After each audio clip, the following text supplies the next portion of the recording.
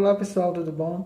Gente, em primeiro lugar, eu gostaria de agradecer a todos vocês que visitam o meu canal e estão sempre atentos às coisas novas que a gente está contando do Salitre e das pessoas que fazem parte da nossa história.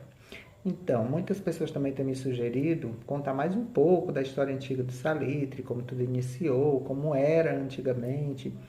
E eu gosto muito de fazer uma retrospectiva histórica para contar para vocês, para trazer para vocês que, ou que você que não é do Salitre, que chegou aqui há pouco tempo, ou para você que mora em outras localidades e tem interesse na nossa história, ou para você que ainda é muito jovem e que não lembra dos acontecimentos das décadas de 80, 90.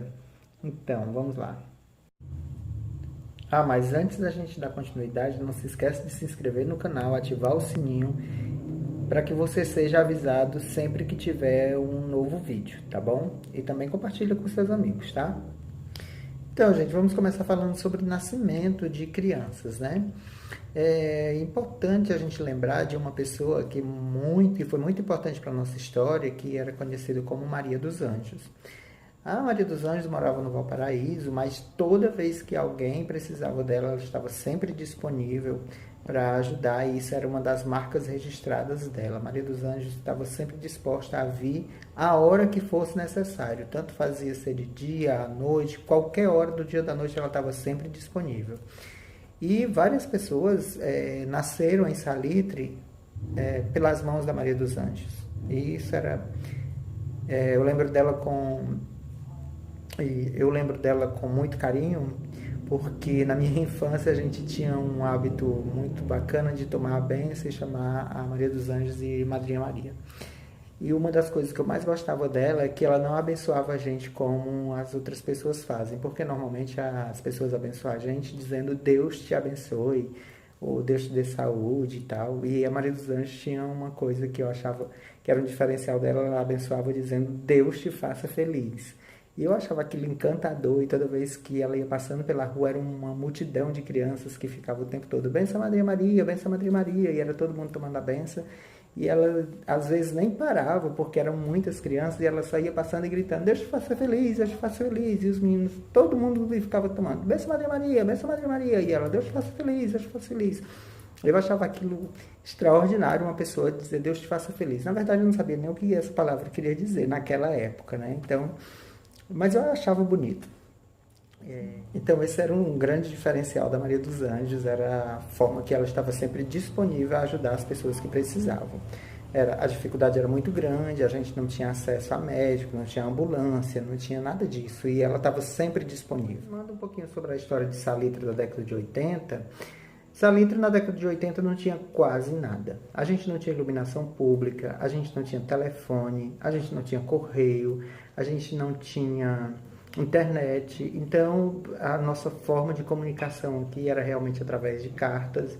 A gente ouvia muito rádio e TV quase não funcionava aqui. Então, os nossos meios de comunicação eram muito escassos. Mas, como eu disse para vocês no vídeo anterior, isso não quer dizer que a gente fosse um povo infeliz, muito pelo contrário. Então, como não tinha TV, como não tinha internet, como não tinha quase nenhum outro meio de comunicação, era muito comum a gente ver crianças, adolescentes e às vezes até jovens e adultos brincando no meio da rua, brincando de roda, brincando de cair no poço e várias outras brincadeiras que eram muito comuns naquela época.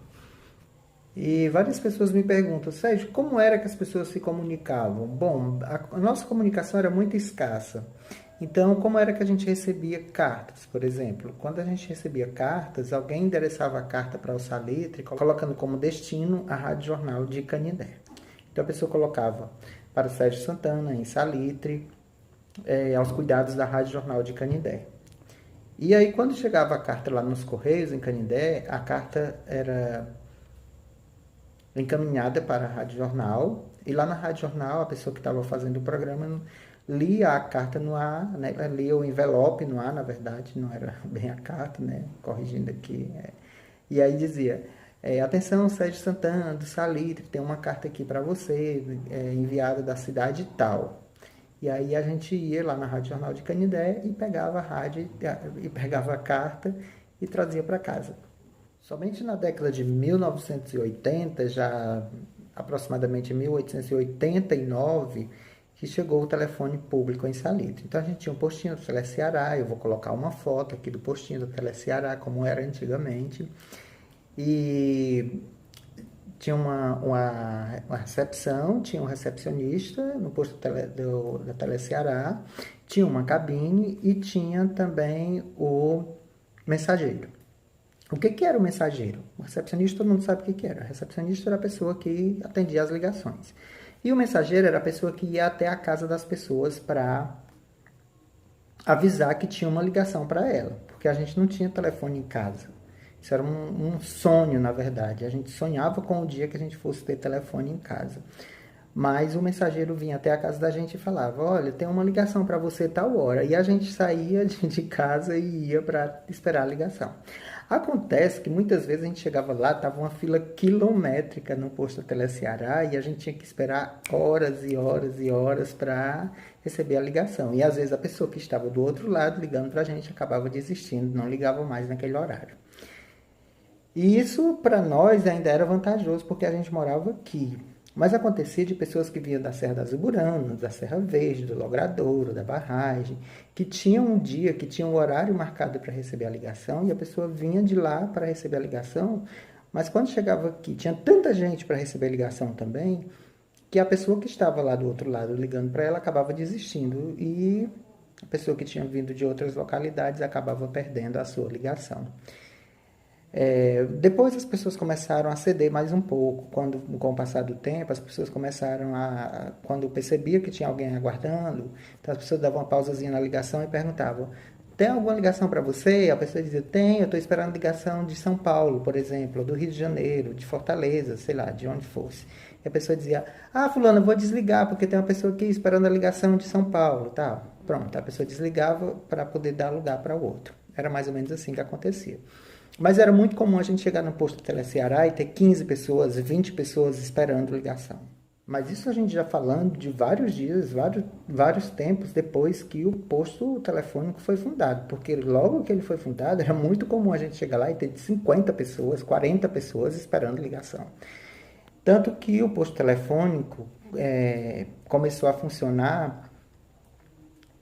Era só o horário comercial, era só manhã e tarde, mas logo em seguida ele passou a funcionar 24 horas, para ver se dava conta da demanda, que era muito grande. E no início eram poucos recepcionistas e depois tiveram que mudar e colocar vários recepcionistas, porque se não fosse assim não tinha como atender toda a população, porque além das pessoas que já moravam em Salitre, que já era uma população considerável nessa época, tinha muita gente que vinha de fora para fazer ligação aqui também. Isso sobrecarregava os recepcionistas e também acabava sobrecarregando o mensageiro, que tinha que sair até as casas das pessoas para dar o aviso de que tinha uma ligação para alguém. E aí depois chegou o orelhão, né? Quando começaram a colocar o orelhão... por falar em orelhão, um dia desse eu estava falando em orelhão. E as pessoas perguntavam: por que orelhão, Sérgio? O orelhão acho que pelo formato mesmo do aparelho telefônico, né? Daquele aparelho que tem na espécie de cabine pública. E o orelhão, foram colocados inicialmente um orelhão no posto Teleceará, e depois foram colocados vários orelhões espalhados no Salitre. Com isso diminuiu as filas no posto telefônico, diminuiu as filas no orelhão, e a gente começou a ter um pouquinho mais de, vamos dizer assim, de progresso, né? Mas tem uma outra coisa que aconteceu antes da chegada do telefone, que foi a energia elétrica. Gente, a energia elétrica foi um sonho que a gente imaginou que nunca na nossa vida fosse se realizar, porque várias pessoas, vários políticos anunciavam que ia trazer energia elétrica para Salitre, que ia não sei o quê, e a gente ficava esperando e ficava sonhando com o dia que chegasse energia elétrica no Salitre, mas ninguém trazia.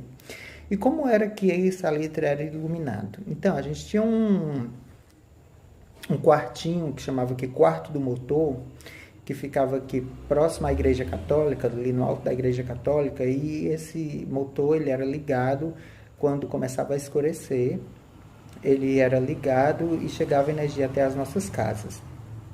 mas ele só funcionava até 10 horas da noite. Então, quando faltava aproximadamente 10 minutos para as 10 horas, as lâmpadas piscavam como um sinal de que o motor ia ser desligado. Então, todo mundo já sabia que o motor ia ser desligado, corria e ia procurar as lamparinas para poder acender, porque já sabia que ia faltar a luz do motor. Uma outra situação complicada era quando o motor quebrava, ou então quando faltava o óleo do motor. Aí a gente passava, às vezes, de semana, 15 dias sem energia, porque o motor estava sem combustível. E a nossa promessa era de que iriam trazer energia elétrica. E o Dr. Chico Figueiredo, na época, em 1986, por aí, aproximadamente 1986, ele prometeu que se o filho dele fosse eleito deputado estadual, que era o Alexandre Figueiredo, cujo número era 15.138, se ele fosse eleito deputado estadual, então ele daria um jeito de trazer energia elétrica para cá. E foi um sonho realizado para todo o povo de Salitre. Eu lembro muito bem desse dia, como foi o dia que foi inaugurada a energia elétrica aqui, né? Foi uma festa realmente muito grande, o povo ficou em polvorosa e não dava para ser diferente, porque era uma coisa que a gente sonhava muito. E a gente vivia nesse sonho de que um dia iria chegar a energia elétrica aqui, que a TV iria funcionar e tal. Ah, e por falar em TV, tem uma coisa que eu acho que vocês vão gostar de saber. Como é que a gente fazia, já que eu digo tanto que a gente se divertia e se aqui não tinha nem TV? Isso as pessoas também me perguntam. Então, as TVs eram preto e branco. Eu não tô nem aí, porque eu tenho muito dinheiro e posso comprar quantos pirulitos eu quiser. Só tinha no início, quando eu era bem criança, ainda bem pequenininho, só tinha a TV na casa do João Moisés, que na verdade era uma TV que tinha sido doada para a comunidade pela prefeitura de Canindé. E essa TV era uma TV preto e branco, mas tinha um diferencial que até hoje eu não esqueço. A gente sonhava com a TV que pegasse a cores. Mas aí na TV não era bem a cores. Era uma TV preto e branco e na frente tinha uma tela pintada de várias cores. Eu encontrei na internet uma foto dessa TV, de uma TV desse tipo, e eu vou colocar aqui para vocês terem uma ideia de como era essa TV com uma tela na frente. E dava uma aparência esquisita e ficava uma imagem meio colorida, como que para nós aquilo era uma TV colorida.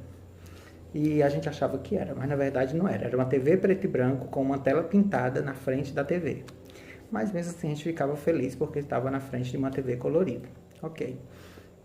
Uma outra coisa que era ruim era porque as TVs pegavam muito ruim mesmo. Então a gente via uma imagem, passava... Enfim, a gente estava assistindo o programa, de repente o programa era interrompido porque não pegava mais a TV.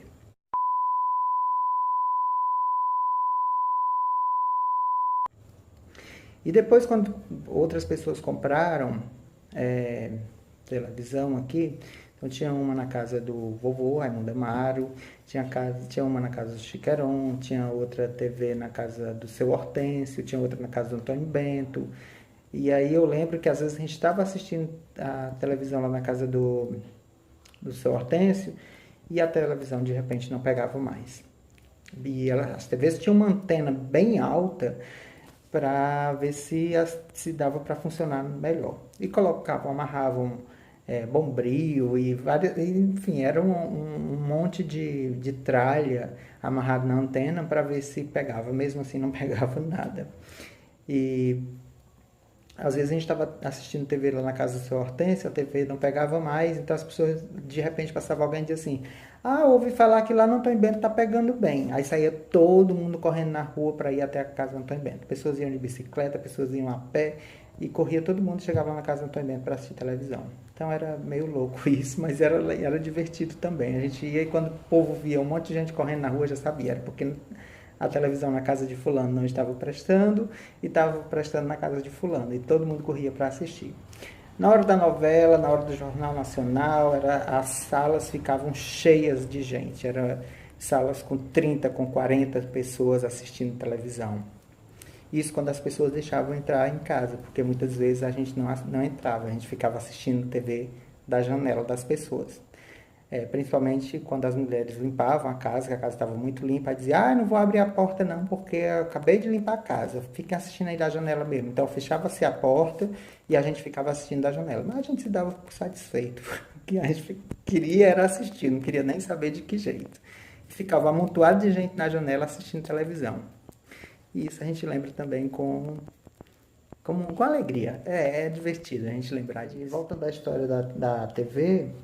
Então, primeiro chegou a energia elétrica e depois foi instalada uma antena parabólica lá no início da rua e a diferença era que essa antena parabólica pegava apenas a Rede Globo, não pegava outro canal. Mas a gente ficava muito feliz porque até então a gente não tinha TV pegando canal nenhum. Era uma sorte quando a gente tinha sinal de alguma TV. E chegando a Rede Globo aqui foi ótimo porque a gente ficava assistindo toda a programação da Rede Globo, nem de antena a gente precisava mais. Quem tinha uma TV em casa, era só plugar na tomada e já tinha sinal da Rede Globo aqui em qualquer lugar. Então isso foi ótimo. Ainda falando em campanha eleitoral, nós tivemos uma campanha aqui, que eu lembro que era uma coisa assim, bem divertida na época da campanha eleitoral para vereador, prefeito e vereador. Né? Então o Dr. Zé Hugo se candidatou a prefeito de Canindé, e o Baltazar se candidatou a vereador pelo Salitre. E as pessoas se reuniam nas casas e tinham reuniões e tinham... os caminhões saíam daqui cheios de gente para ir para as outras localidades e tal. E as músicas não eram nada feito em estúdio, era tudo feito no toca-fita... Eu não sei nem como explicar para vocês o toca-fita, mas eu vou colocar uma foto dele aqui. Era um toca-fita feito, que a gente gravava a fitinha mesmo, daquelas fitinhas cassete em casa, e se juntavam as pessoas para gravar a música dos candidatos, porque a gente não tinha por aqui um estúdio musical. Então era tudo feito muito de forma... Era uma gravação muito amadora. Eu vou encerrar esse vídeo porque ele já está ficando muito longo, mas eu vou encerrar esse vídeo com a música do Baltazar, que foi feito pelo Humberto, né, que é conhecido demais aqui no Salitre, e o Humberto se reuniu com outros amigos dele, com a Jaqueline, que era minha prima, e fizeram uma música para o Baltazar, e eu lembro demais do dia que eles estavam gravando essa música lá na casa do meu avô, Bento Macena, e eles estavam juntos lá gravando a música no toca-fitas, e tinha zabumbeiro, tinha vários outros instrumentos e era a Jaqueline quem cantava. E aí eu vou colocar um trechinho da música aqui para vocês verem.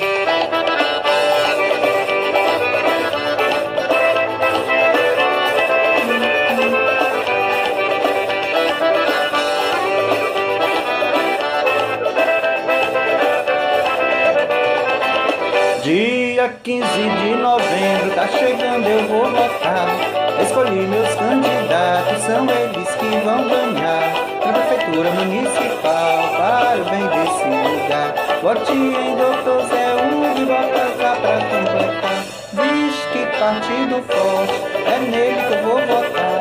O partido adversário considero derrotado. Vixe, que partido forte, é nele que eu vou votar. O partido adversário considero derrotado. É isso, pessoal, vou ficando por aqui. Não deixe de acompanhar os próximos vídeos, tá? Eu espero vocês. Um abraço e até o próximo. Tchau.